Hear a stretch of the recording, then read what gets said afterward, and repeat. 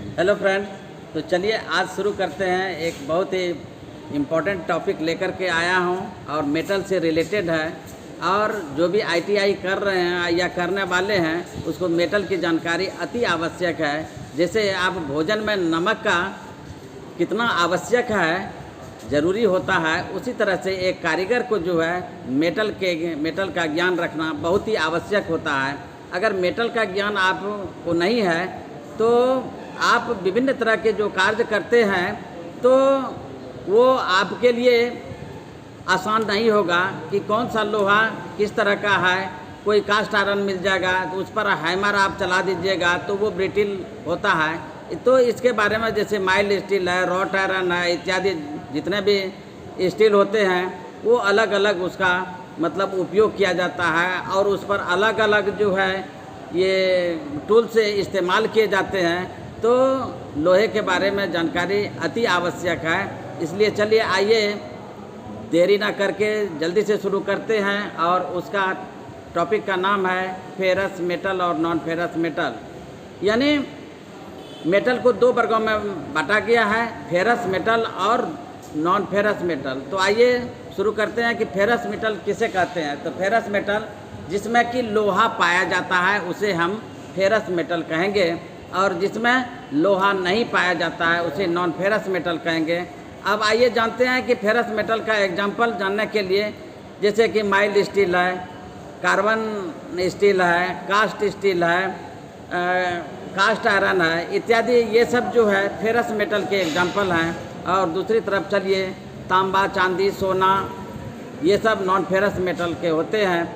तो आप लोगों ने समझ गया होगा कि फेरस मेटल किसे कहते हैं और नॉन फेरस मेटल किसे कहते हैं। तो दूसरी तरफ आइए इसके बारे में आगे चलते हैं, बढ़ते हैं कि फेरस मेटल और नॉन फेरस मेटल में डिफरेंसेस जान लेते हैं ताकि आपका कंसेप्ट क्लियर हो जाए।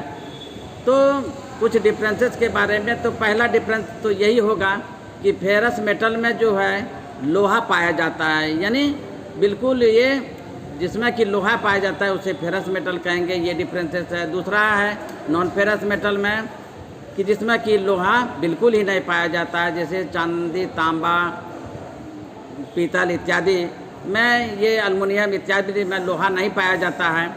नेक्स्ट डिफरेंस चलते हैं कि लोहा जो है धूसर और काले रंग में पाया जाता है। दूसरी तरफ नॉन फेरस मेटल में देखें कि ये अनेक रंगों में पाया जाता है, जैसे चांदी का रंग उजला होता है, एल्युमिनियम का रंग उजला होता है, तांबे का रंग लाल होता है, पीतल का रंग पीला होता है। तो इन सब से हम जान सकते हैं कि ये नॉन फेरस मेटल है। नेक्स्ट आइए कि लोहा का जो है गलनांक जो है बहुत ही ऊंचा होता है, यानी अधिक तापक्रम पर पिघलता है ये। जैसे रॉट आयरन का लीजिए, रॉट आयरन 1615 डिग्री पर पिघलता है, यानी स्टील। कास्ट आयरन का लीजिए 1250 डिग्री सेंटीग्रेड पर पिघलता है। दूसरी तरफ लीजिए नॉन फेरस मेटल में बहुत कम तापमान पर पिघलता है, जिसका जैसे तांबे का, कॉपर का जो है गलनांक जो है 983 डिग्री सेंटीग्रेड है। और भी विभिन्न मेटल का जैसे एल्युमिनियम का है 420 का, 327 डिग्री इत्यादि पर पिघलता है, यानी कम तापमान पर नॉन फेरस मेटल पिघलता है।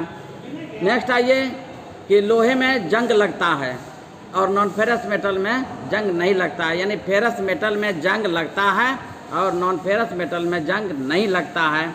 नेक्स्ट आइए डिफरेंस नहीं, ये लोहा जो है ठंडी अवस्था में ब्रिटिल होता है और ये गर्म अवस्था में ब्रिटिल होता है, नॉन फेरस मेटल।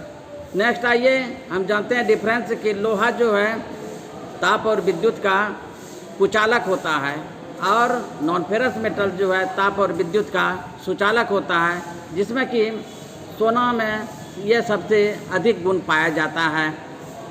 तो ये सब डिफरेंसेस आप लोगों ने देख लिया। अब आपको समझ में आ गया होगा कि फेरस मेटल और नॉन फेरस मेटल किसे कहते हैं।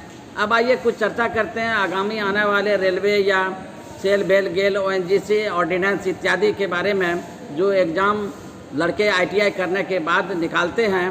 तो उसमें कॉन्सेप्ट टाइप का टेक्निकल क्वेश्चन पूछा जाता है। आजकल अब ये चलन हो गया है, सिर्फ ऑब्जेक्टिव टाइप क्वेश्चन पढ़ने से आपको ये एग्ज़ाम नहीं निकलेगा और उसके लिए आपको विस्तृत नॉलेज चाहिए। और विस्तृत नॉलेज जानने के लिए आपको बेसिक यानी बुक पढ़ना चाहिए, या इसी तरफ जो हम ने बताया, इस तरह का वीडियो आप सुन करके ही आप इस समस्या का हल कर सकते हैं। यानी अब फेरस मेटल और नॉन फेरस मेटल में किसी भी तरह से कोई क्वेश्चन पूछा जाएगा तो आप बखूबी से जवाब दे सकते हैं और एग्ज़ाम को निकाल सकते हैं। दुनिया में सबसे जॉब देने वाला जो है सबसे बड़ा प्लेटफॉर्म रेलवे होता है, और रेलवे जैसे में जो कम्पिटिटिव एग्ज़ाम होते हैं उसमें टेक्निकल क्वेश्चन अधिक मात्रा में पूछा जाता है, और जब आप टेक्निकल क्वेश्चन को हल नहीं कर पाएंगे तो आपका एग्ज़ाम नहीं निकलेगा।